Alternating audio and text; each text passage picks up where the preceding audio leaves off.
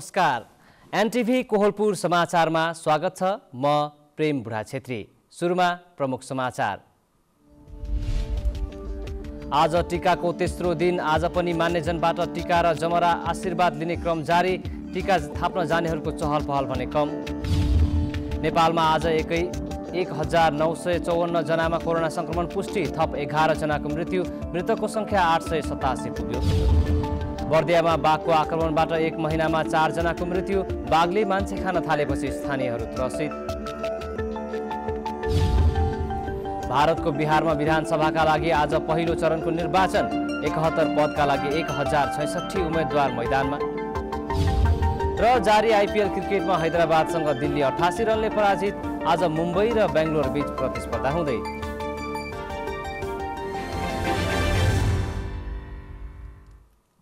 समाचार अब विस्तारमा।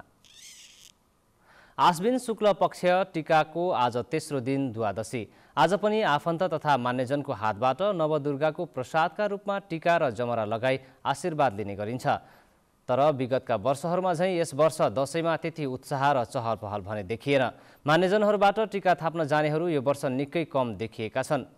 कोरोना भाइरसका कारण यस पटकको दशैं घरभित्रै सीमित भएको छ। मान्यजनहरूबाट टीका थाप्ने र आशीर्वाद लिने क्रममा पनि विशेष स्वास्थ्य सावधानी अपनाउने गरिएको छ। टीका लगाउनेहरूको आवत जावत कम भएसँगै सार्वजनिक यातायातका सवारी साधन कम गुडेका छन्। विजया दशमीको दिनदेखि सुरु भएको दशैंको टीका कोजाग्रत पूर्णिमासम्म लगाउने चलन रहेको छ। असत्यमाथि सत्यको विजयको प्रतीकका रूपमा विजया दशमी मनाउन सुरु गरिएको शास्त्रीय मान्यता रहेको छ। दशैंका कारण बन्द रहेका सरकारी कार्यालय तथा बैंक वित्तीय संस्था आजदेखि सञ्चालनमा आएका छन्। दशैं बिदा सकिएकोले आजदेखि सरकारी कार्यालय र बैंक तथा वित्तीय संस्थाहरू खुलेका हुन्। गएको 7 गतेदेखि सप्तमीदेखि 5 दिनसम्म सरकारी कार्यालय तथा बैंक वित्तीय संस्था बन्द भएका थिए। दशैं मनाउन गाउँघर गएकाहरू पनि फर्किएका छन्। यस वर्ष कोरोना संक्रमण जोखिमका कारण खासै चहल पहल भने भएन।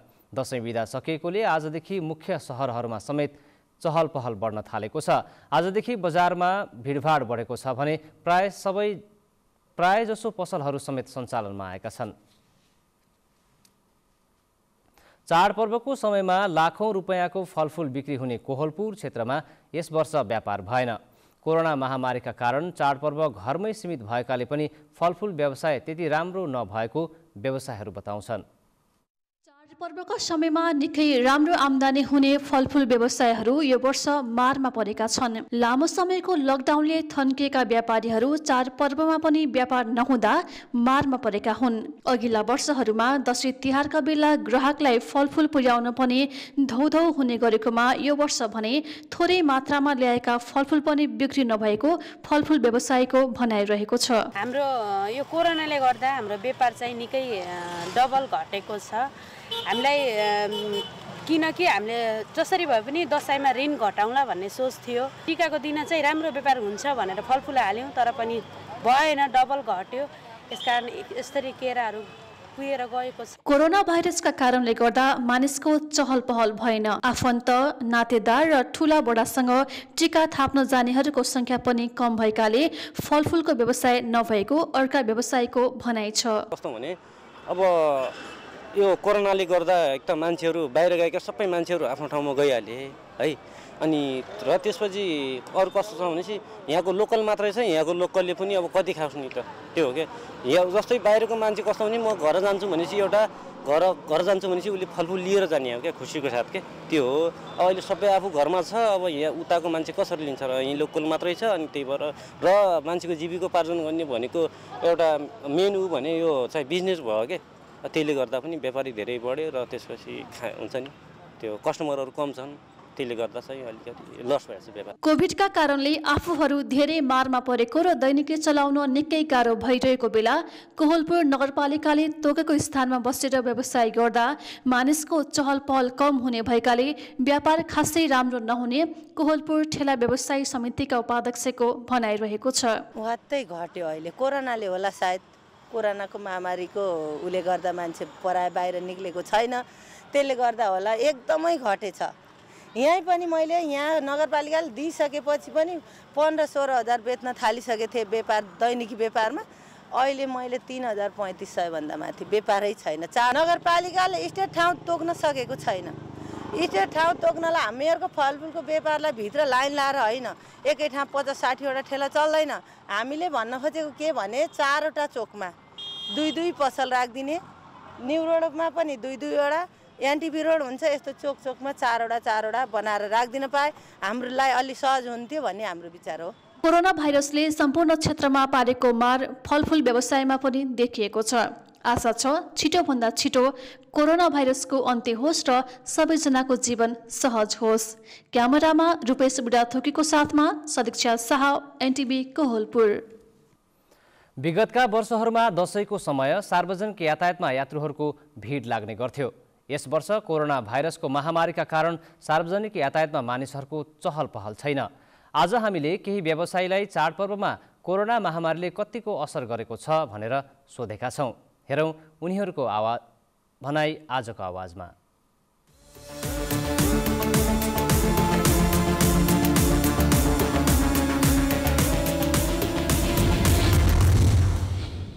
व्यापार व्यवसायमा त्यही त पेसेन्जरको कमी भइरहेछ। गाडी जहाँ बस्यो कहिले बास बस्नु पऱ्यो, कहिले आधी बाटो रोकिनु परेछ, पेसेन्जर नभएर त्यस्तै हो। कमाइ दमाई त्यस्तै भइरहेछ, सुक्खा छ। अहिले मान्छेको यात्रुहरूको सङ्ख्या घटिसकेको छ। पोहोर साल अहिलेमा धेरै फरक भएको छ। अहिले पहिलाको जस्तो त अहिले त्यस्तो चहलपहल केही छैन। अब पहिला अघिल्लो सालहरूमा त खचाखच यात्रुहरू खचाखच हुने व्यवसायहरूलाई पनि केही राहत थियो। अहिले त्यस्तो छैन सर। अब यस्तै हो, अलिअलि खाटोखुट्टो भइरहेछ अहिलेसम्म। गाडी लाइनमा यस्तो भएछ, मान्छे कोरोनाको लक्षणले धेरै चलेको छैन, फाटफुट छन्, अलिअलि मान्छे मात्र छन्। कोरोनाको लक्षण भनेर चलिरहेछन्, साधनमा हिँडिरहेको छैनन्, अलिअलि मान्छे छन्। अब दुईवटा सिटमा एउटा मान्छे हाल्ने भनिरहेछन् सरकारले, अनि एउटै मान्छे हालेर चलाइरहेछौँ गाडी। लकडाउनले गर्दाखेरि गाह्रो भइसकेको छ। अब हामी पनि अब त्यस्तै हो, कमाइ गर्ने मान्छे हो।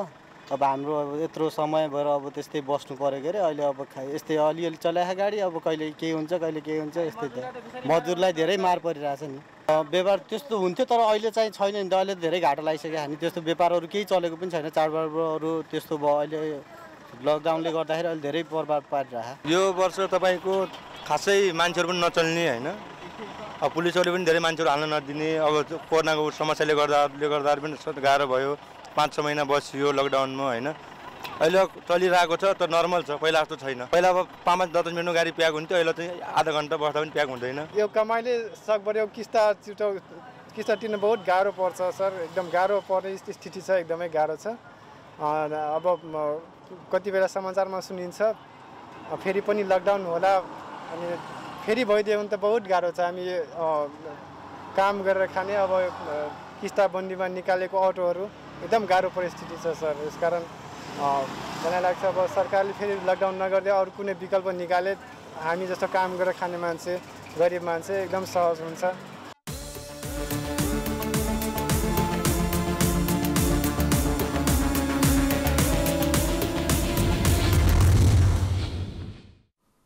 समाचारको क्रम जारी नै छ। अहिलेलाई एकैछिनको विश्राम।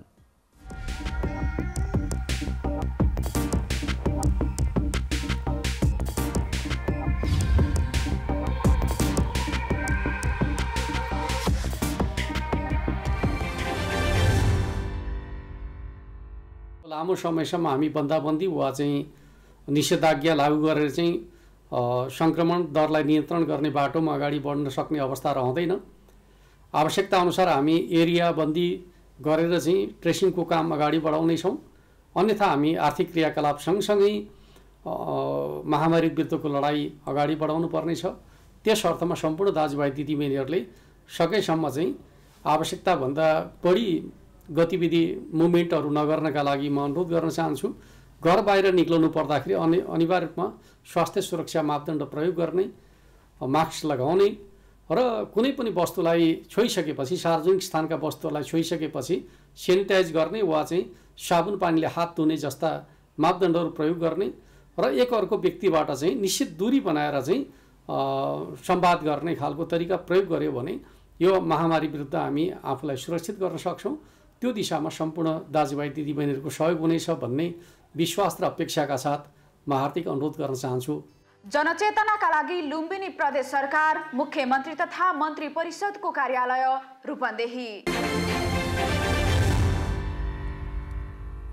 विश्रामपछि समाचारमा पुनः स्वागत छ। अब बाँकी समाचार। नेपालमा पछिल्लो 24 घण्टामा थप 1954 जनामा कोरोना भाइरसको संक्रमण पुष्टि भएको छ। देशभरका प्रयोगशालामा 8248 नमुना परीक्षण गर्दा उनीहरूमा संक्रमण पुष्टि भएको हो। यो सँगै कुल संक्रमितको संख्या 1,62,354 पुगेको छ भने गत 24 घण्टामा 11 जनाको कोरोना संक्रमणबाट मृत्यु भएसँगै नेपालमा कोरोनाबाट मृत्यु हुनेको संख्या 887 पुगेको छ। नेपालमा कोरोना मुक्त हुनेको संख्या 75% पुगेको छ। स्वास्थ्य तथा जनसङ्ख्या मन्त्रालयका अनुसार अहिलेसम्म 1,21,824 जना संक्रमण मुक्त भएका छन्। बितेको पछिल्लो 24 घण्टामा मात्रै देशभरिबाट 2,981 जना संक्रमण मुक्त भएका हुन् भने पछिल्लो 24 घण्टामा थप 1,954 जनामा कोरोना भाइरसको संक्रमण पुष्टि भएको छ। देशभरका प्रयोगशालामा 8,248 नमुना परीक्षण गर्दा उनीहरूमा संक्रमण पुष्टि भएको हो। यससँगै कुल संक्रमितको संख्या 1,62,354 पुगेको छ भने गत 24 घण्टामा 11 जनाको कोरोना संक्रमणबाट मृत्यु भएसँगै नेपालमा कोरोनाबाट मृत्यु हुनेको संख्या 887 जनाको मृत्यु भएको छ। तथ्याङ्कलाई हेर्ने हो भने नेपालमा संक्रमित हुने मध्ये 0.5% को ज्यान गएको छ। देशभरि सक्रिय संक्रमितको संख्या हालसम्म 39,643 पुगेको छ। मन्त्रालयका अनुसार हालसम्म पीसीआर विधिबाट 14,09,295 परीक्षणहरू गरिएका छन्। हालसम्म क्वारेन्टाइनमा रहनेको संख्या 2,889 जना रहेका छन्। प्रदेशगत विवरण अनुसार कर्णाली प्रदेशमा बितेको 24 घण्टामा 7 जना कोरोनाका नयाँ संक्रमित थपिएका छन्। यो सहित कर्णालीमा कोरोनाका कुल संक्रमितको संख्या 5,694 पुगेको छ। बितेको 24 घण्टामै 203 जनाले कोरोनालाई जितेर घर फर्किएका छन्। यो सहित प्रदेशमा कोरोनालाई जितेर डिस्चार्ज हुनेहरूको संख्या 4,733 पुगेको छ। कर्णालीमा हालसम्म 15 जनाले कोरोनाका कारण ज्यान गुमाएका छन्। यता सुदूरपश्चिम प्रदेशमा गत 24 घण्टामा 8 जना कोरोनाका नयाँ संक्रमित थपिएका छन्। यी सहित सुदूरपश्चिम प्रदेशमा कोरोनाका कुल संक्रमित संख्या 9,294 जना पुगेका छन्। गत 24 घण्टामै 53 जनाले कोरोनालाई जितेर घर फर्किएका छन्। कोरोनालाई जितेर घर फर्किनेको कुल संख्या 7,595 पुगेको छ भने हालसम्म 21 जनाको कोरोना संक्रमणका कारण मृत्यु भएको छ। देशको राजधानी काठमाडौँ सहित दाङ, रूपन्देही, बाँके, सुर्खेत र कैलाली लगायतका जिल्लामा 500 बढी सक्रिय संक्रमित रहेका छन्। दुर्गा भट्ट, एनटिभी, कोहलपुर। सशस्त्र द्वन्द्वका बेला बलात्कार तथा यौनजन्य हिंसा भोगेका महिलाले न्याय नपाएको गुनासो गरेका छन्। सशस्त्र द्वन्द्वका बेला महिलाले भोग्नु परेको अन्याय विरुद्ध आजसम्म राम्रोसँग कुरा उठ्न नसकेको उनीहरूको भनाइ छ।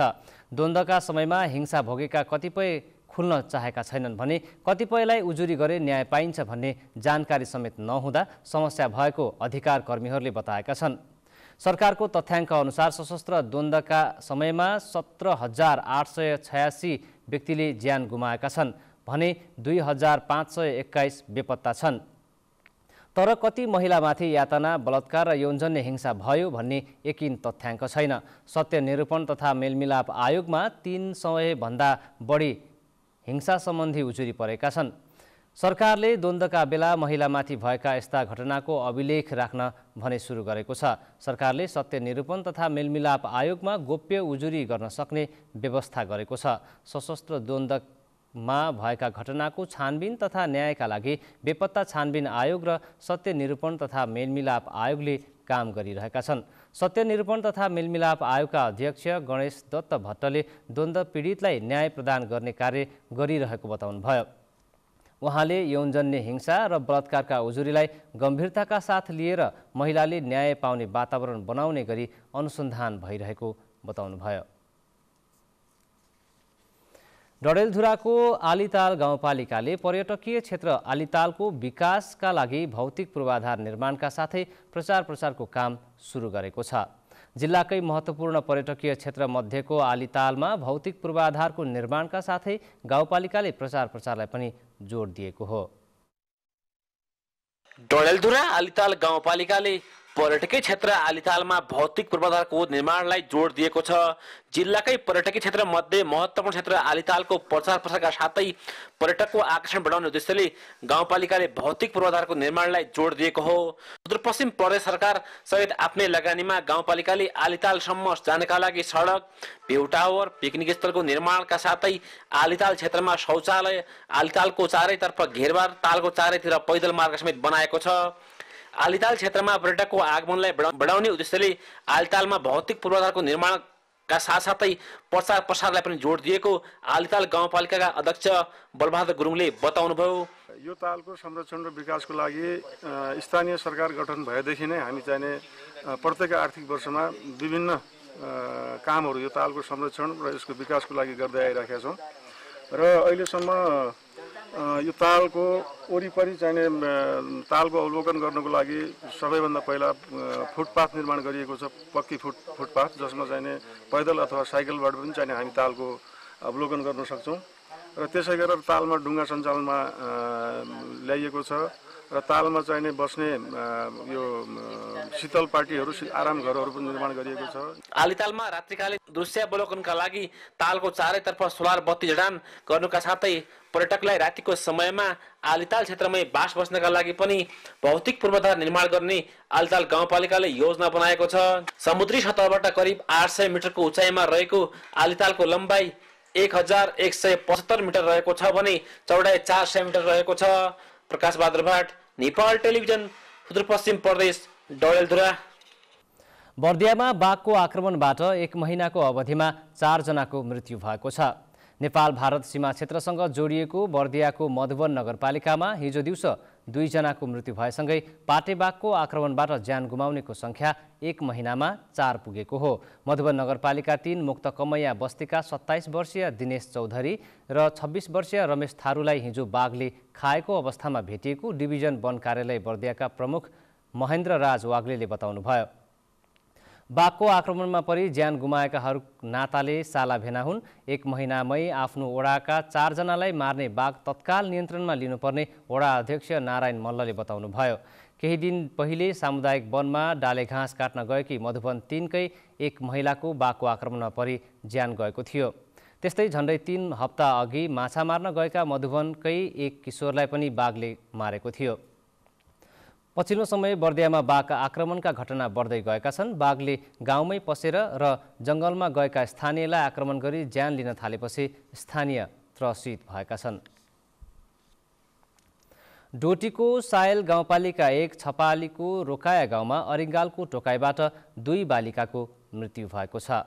घर नजिकै रहेको अरिङ्गालले भीम रोकाएका छोरी 5 वर्षीय मनिषा रोकाया र उनकी बहिनी 3 वर्षीय सृजना रोकाएको अरिङ्गालले टोकेर मृत्यु भएको हो।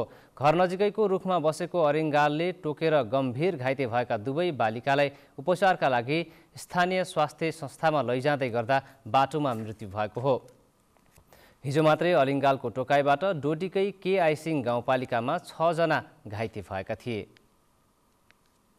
समाचारको क्रम जारी नै छ, एकैछिनको विश्राम।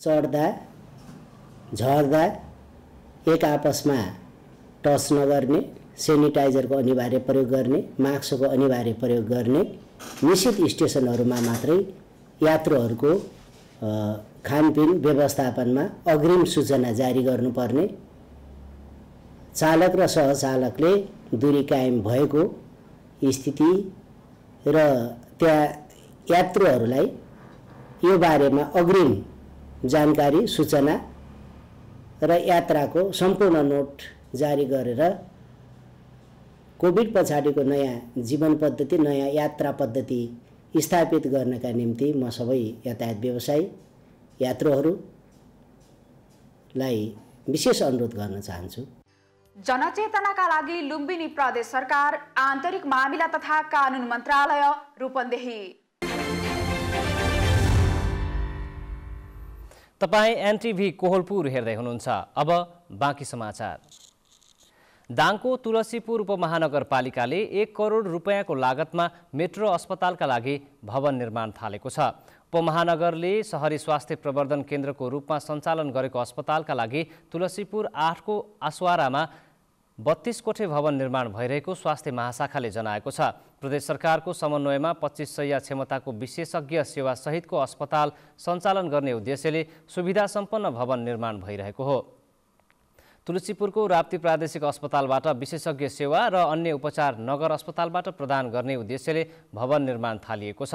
अस्पतालका लागि डाक्टर सहित जनशक्ति तयार भइसकेको स्वास्थ्य महाशाखाले जनाएको छ। तिहारपछि सेवा सुरु गर्ने लक्ष्य उपमहानगरको छ। अब अन्तर्राष्ट्रिय समाचार।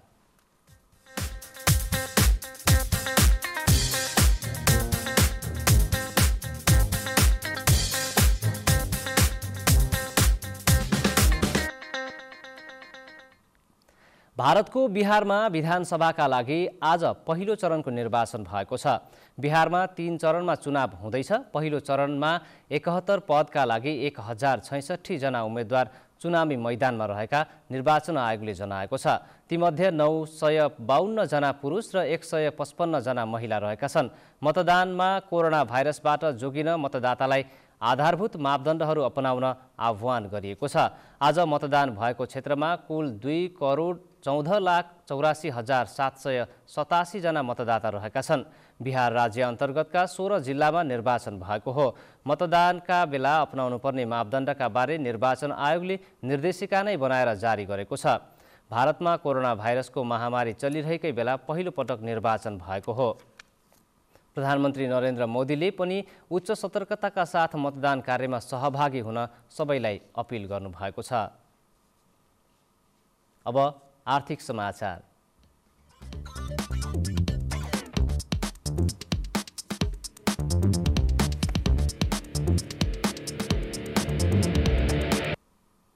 सल्यानमा व्यावसायिक रूपमा कुखुरा, बाख्रा लगायतका पशुपक्षी पालनमा आकर्षण बढ्दै गएको छ। कोही सरकारी जागिर छोडेर त कोही सरकारी जागिर सँगसँगै व्यवसायमा सहभागी भएका छन्। सल्यानको एक विद्यालयका प्रधानाध्यापकले व्यावसायिक रूपमा बट्टाई पालन सुरु गर्नुभएको छ। सामान्यतया शिक्षकको पेसा पढाउने काम मात्र भन्ने बुझिन्छ, तर सल्यानको निराजन माध्यम विद्यालय ढोडचौरका प्रधान अध्यापक धर्मराज घरतीले व्यावसायिक बटाई पालन गरेर उदाहरणीय प्रस्तुत गर्नुभएको छ। विद्यालय नजिक घर भएका शिक्षक घरतीले विद्यार्थीलाई पढाइ मात्र होइन केही सिकाइ पनि होस् भन्ने उद्देश्यले 400 बढी बटाई पालन गर्नुभएको छ। पढाएर बसेको समयलाई सदुपयोग गरी व्यावसायिक रूपमा बटाई पालन अगाडि बढाउनु भएका घरतीले लोकल कुखुरा, फाइटर जातका कुखुरा, टर्की समेत पालन गर्नुभएको छ। र त्यहाँका विद्यार्थीहरू, मेरा नानी बाबुहरू, उत्पादी जनशक्तिहरू लाई पनि एउटा सिकाइ होस्, एउटा सरले पनि केही व्यवसाय गर्नुभएको छ भनेर उनीहरूले सिकुन् र खाली समय गफिनु भन्दा केही खाली समयलाई उपयोग गर्न सकियोस् भन्ने उद्देश्यले मैले यसलाई सुरु गरेको हो। शारदा नगरपालिका वडा नम्बर 4 साउटोलका 49 वर्षीय इन्द्र कुमार शर्माले 26 वर्षीय शिक्षण पेसा छोडेर 3 वर्षदेखि कुखुरा पालन गर्नुभएको छ। गएको वर्षदेखि उहाँले बटै, टर्की सहित स्थानीय जातका कुखुरा पालन गर्नुभएको छ। उहाँले यही व्यवसायबाट मनग्गे आम्दानी गरेको बताउनुभयो। मसँग अहिले 500 सङ्ख्यामा थियो। मैले एक लट बिक्री गरेँ, 200 चल्लाहरू मैले बाहिर पठाएँ र मसँग अहिले 300 को हाराहारीमा बटैहरू रहेको छ। स्थानीय स्तरमा सम्भावनाको खोजी गरी व्यावसायिक रूपमा पशुपालन क्षेत्रमा सरकारी जागिरमा रहेका र सरकारी जागिर छोडेर व्यावसायिक बनेका शिक्षकहरूको उदाहरणीय कार्यबाट रोजगारीका लागि अन्य मुलुक ताक्ने युवाले केही सिक्ने कि? प्रत्येक इच्छुक शर्मा, नेपाल टेलिभिजनका लागि कर्णाली प्रदेश, सल्यान। अब खेलकुद समाचार।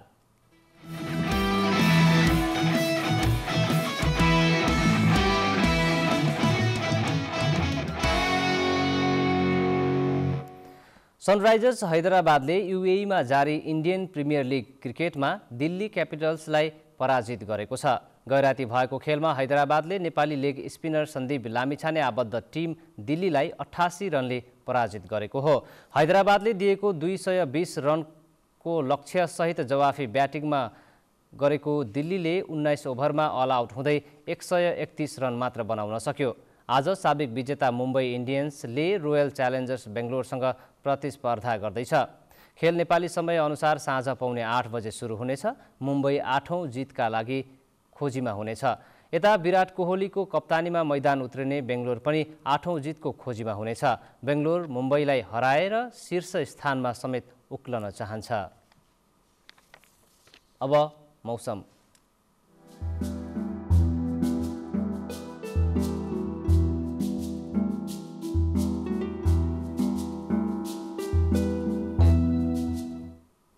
हाल देशका पहाडी भूभागमा आंशिक बदली रही बाँकी भूभागमा मौसम सामान्यतया सफा रहेको छ। आज राति पनि पूर्वी नेपालका केही प्रदेशका पहाडी भूभागमा आंशिक बदली रही अन्य भूभागमा मौसम सामान्यतया सफा रहने मौसम पूर्वानुमान महाशाखाले जनाएको छ।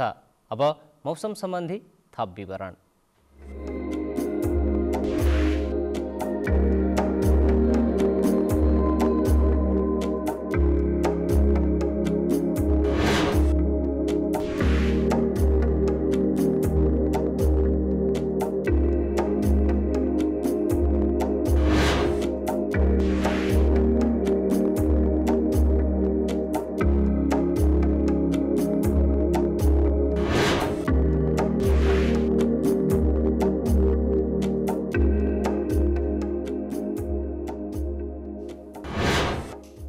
समाचारको अन्त्यमा प्रमुख समाचार पुनः एकपटक।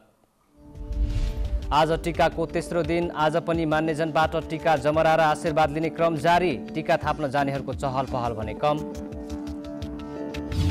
नेपालमा आज 1954 जनामा कोरोना संक्रमण पुष्टि। थप 11 जनाको मृत्यु। मृतकको संख्या 887 पुग्यो।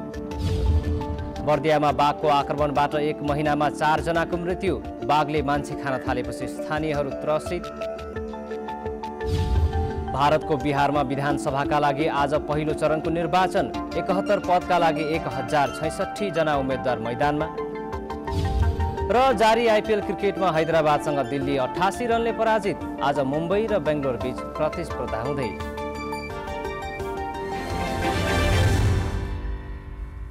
हवस् त अहिलेलाई समाचारको सिलसिला यति नै। बिदा दिनुहोस्। नमस्कार।